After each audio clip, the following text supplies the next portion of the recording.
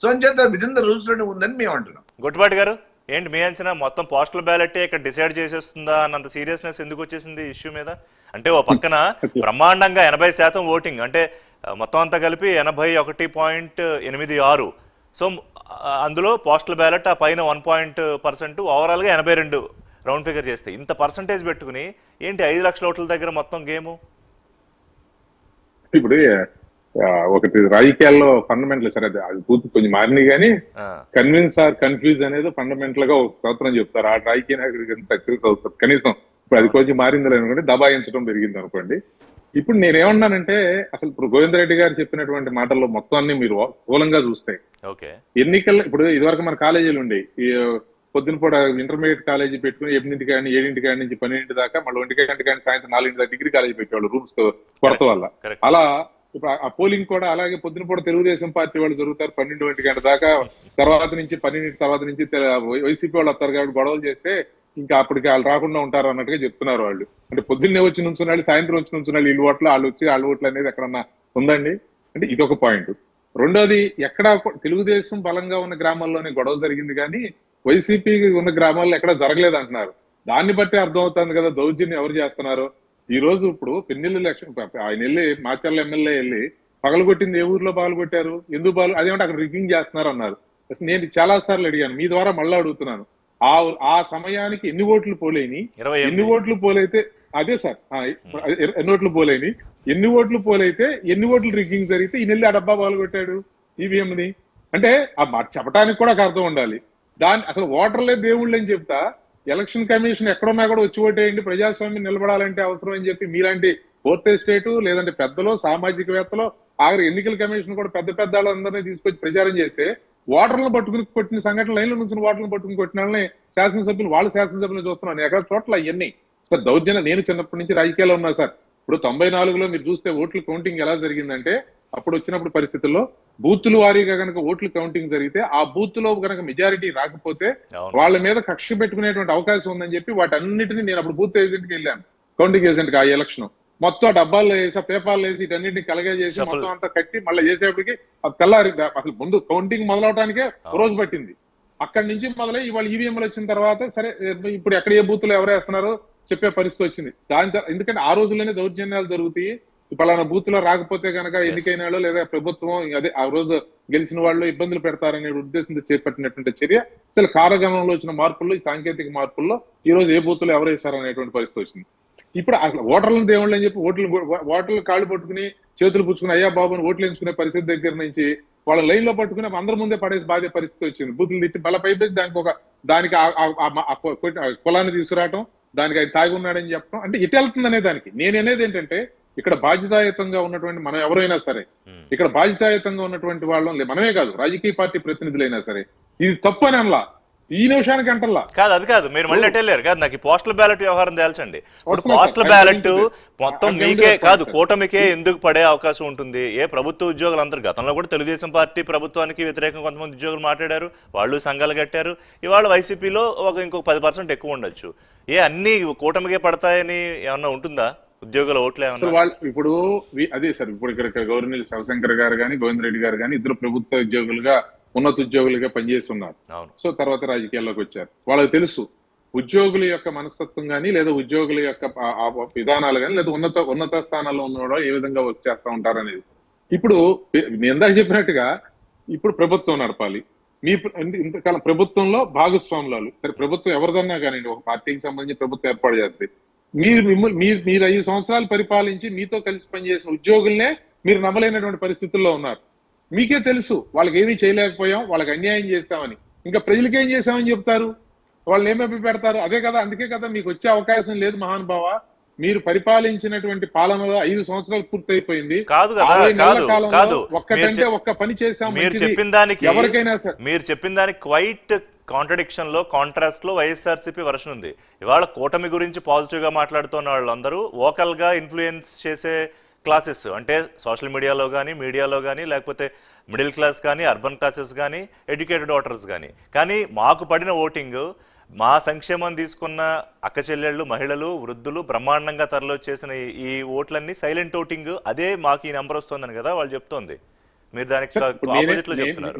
నేనేంటంటే చివరి నిమిషం దాకా ఆఖరి చివరి ఉండి అయ్యేప్పుడు కూడా ఎవరో వాళ్ళు మనం గెలుస్తామనే ఆశ ఉండాలండి. మనిషిని ఆశ జీవించే విధంగా చూసేది ఆశ. ఆ ఆశ ఉండాలి, కోరిక ఉండాలి. నేనేం తప్పడతలేదు. వాళ్ళ అభిప్రాయానికి అలా ఉంచుకోనండి. ఇక 4వ తారీఖు దాకా సమయం ఉంది కాబట్టి ఉంచుకోనండి. కానీ ఇక్కడ నేను చెప్పేది విధానాలలో ఉన్నటువంటి లోపాలు మీరు వ్యక్తీకరించేటువంటి భావజాలంతో. ఇప్పుడు ఎన్నికల కమిషన్ ఇప్పుడు 20 ఓట్లతోనో 50 ఓట్లతో 100 ఓట్లతో గెలిచారు సార్. గెలుస్తారంటే దాన్ని కాదు, నేను ఇప్పుడు అప్పుడు కూడా చెప్పాను, మళ్ళీ చెబుతున్నాను. వార్డు మెంబర్ని గెలిపించగల శక్తి ఎలక్షన్ కమిషన్ కు ఉంటుందంటే, అంటే వార్డు మెంబర్ డిక్లేర్ అయినా డిక్లేర్ అయిపోయిందని చెప్పగలుగుతారు వాళ్ళు. వెళ్తే ఎన్ని రకాల ఇబ్బందులు వస్తాయి సార్. మాచర్లో ఆర్ఓ ఎక్కడికి వెళ్ళాడు, ఆయన ఇన్వెస్టిగేషన్ చేశారు, ఆయన మీద ఎంక్వైరీ చేశారు. ఎవరు కాపాడతారా ఆయన్ని? ఇప్పుడు మీ టీవీల్లో వస్తా ఉన్నాయి ఈ ఫోన్ ట్యాపింగ్లు వీటి గురించి. వాళ్ళు ఎవరు వెళ్ళారు? అది ఇప్పుడు దాకా ఎవరు వెళ్తున్నారు జైలుకి? ఎవరు వెళ్తున్నారు? నేను చెప్పేది అదే. అది నేను మళ్ళా చెప్పేది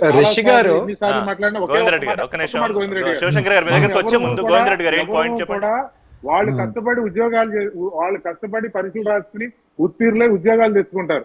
ఆఖరికి వాళ్ళు ఏదైనా ఈల్డ్ అయ్యి సరిగ్గా పని చేయకపోతే ప్రభుత్వం ఎవరిదన్నా ఉన్నాయండి సార్. ఇప్పుడు ఒకటి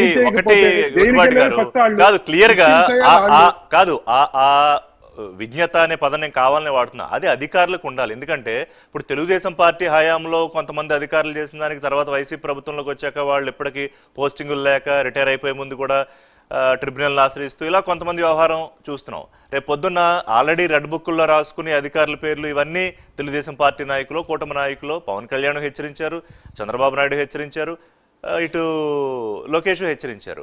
అందుకని అధికారులు తెలుసుకోవాలి దాన్ని. ఎందుకంటే వాళ్ళ డ్యూటీ వాళ్ళు రూల్స్ ప్రకారం గైడ్ లైన్స్ ప్రకారం చేస్తున్నామా, లేకపోతే ముఖ్యమంత్రి గారు వెళ్ళడానికి వీల్లేదని, ముఖ్యమంత్రి గారు ఏదో కర్ఫ్యూకి వెళ్ళడానికి వీల్లేదంటే వెళ్ళాలని చెప్పంటే ఆయన నేను కాదు ఆ డ్రైవర్ ని ఎమ్మటే ఇమీడియట్ గా నువ్వు దిగవే కారు ఎక్కి పోనీయమంటే డ్రైవర్ నువ్వు దిగమన్నాడంట. అంటే హీఈస్ మై సబార్డినేట్ అని చెప్పారంట. అది అందరికి అంటే నేను అనేది అలా ఉండాలి. గోవింద్ రెడ్డి గారు మీ పాయింట్ ఏంటి? అయ్యా సార్, ఇప్పుడు జగన్మోహన్ రెడ్డి గారు వచ్చిన తర్వాత అడ్మినిస్ట్రేషన్ లో పెను మార్పులు తీసుకొచ్చారు. There is a paradigm shift real గా. ఇందులో కొంతమందికి ప్రభుత్వ ఉద్యోగుల్లో సార్ ఒక టీచర్ ఉంటారు, ఆయన ఒక బాధ్యతగా ప్రభుత్వం 50,000 70,000 1,00,000 తీసుకున్నప్పుడు ఆయన ఖచ్చితంగా పిల్లలకు విద్య చెప్పాలనో చేస్తున్నప్పుడు నిజానికి చాలా మందికి ఒక వ్యతిరేకత ఉంది. ఎందుకు ఇంతకు ముందు మమ్మల్ని ఎట్లంటే వదిలారు, మేము ఏదో 1 గంట 2 గంటలు చేసి మళ్ళీ మేము ఏదైనా బిజినెస్ చేసుకునే వాళ్ళమని. అదే వైద్యాధికారులు లేదు హాస్పిటల్లో ఖచ్చితంగా పనిచేసే.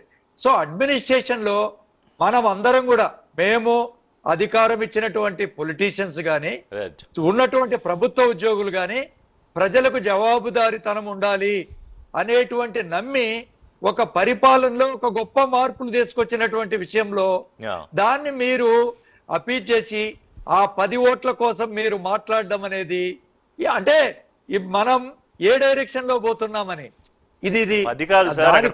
గొడవలేదు, ఉన్నది 5 లక్షల ఓట్లు. 5 లక్షలు మళ్ళీ వాళ్ళ కుటుంబాలు ఇది ఒక ఛాలెంజ్ సార్. ఇప్పుడు ఒక ఇప్పుడు 5 లక్షల ఓట్ల కోసమే ఆ ఓట్లు మావి కాదు అన్నారు ప్రతిపక్ష పార్టీలు వాళ్ళని అపీల్ చేసుకుంటూ. కాదు శివశంకర్ గారు ఒక నిమిషం, గొట్టిపాటి గారు ఒక నిమిషం, ప్రభుత్వంలో ఉన్న వాళ్ళ ప్రభుత్వం గొట్టిపాటి గారు ఒక నిమిషం, శివశంకర్ గారు కాదని మాట్లాడుతూ ఉంటే ఏం చెప్తాను సార్? ఇప్పుడు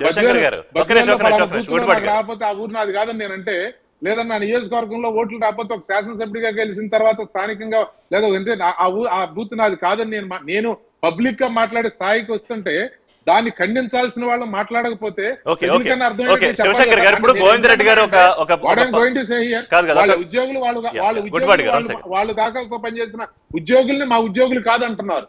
గ్రాడ్యుయేట్స్ ని మాకు ముఖ్యమంత్రి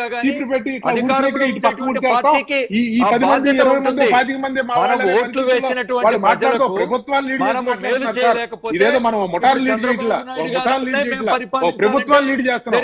మనం గుర్తుపెట్టుకోవాల్సింది ఒక ప్రభుత్వాన్ని నడిపాం.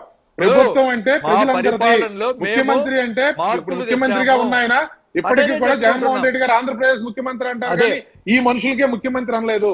ఈ మీతో పనిచేసిన మీతో కలిసి దగ్గరగా ఉన్న ఉద్యోగులే మా ఎందుకు కాకుండా పోయారంటే మా 5 విధానాల కోట్ల వల్ల అట్లా కదండి. చెప్తున్నారంటే మా విధానాల వల్ల వాళ్ళు 5 మా ఓట్లేసి కోట్ల పరిస్థితిలో ఓకే. చెప్పుకుంటున్నారు. రైట్, మనందరం ఒక విధానాలు నిమిషం, ఒక నిమిషం, ఎంత గొట్టిపాటి గారు, తెలియదు గోవిందరెడ్డి గారు, మనకెందుకు 1 second. 54-55% ఎందుకు వచ్చే గొప్ప అనుకుంటాము అంటే 45 మంది మన కోట్ల అందరూ మన వల్ల లైక్ చేయరు. Of course. ప్రజాస్వామ్యంలో మీరు ఎంత పెద్ద నాయకులైనా 100కు 100 ఓట్లు ఒకరికే పడతాయా సార్ ఇప్పుడు పడవు.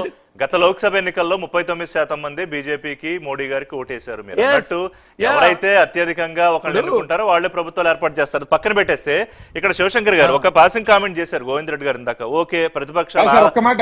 ఒక నిమిషం, గొట్టిపాటి గారు ప్లీజ్ ప్లీజ్, ఒక నిమిషం, మీరు మాట్లాడారు. Only 1 minute.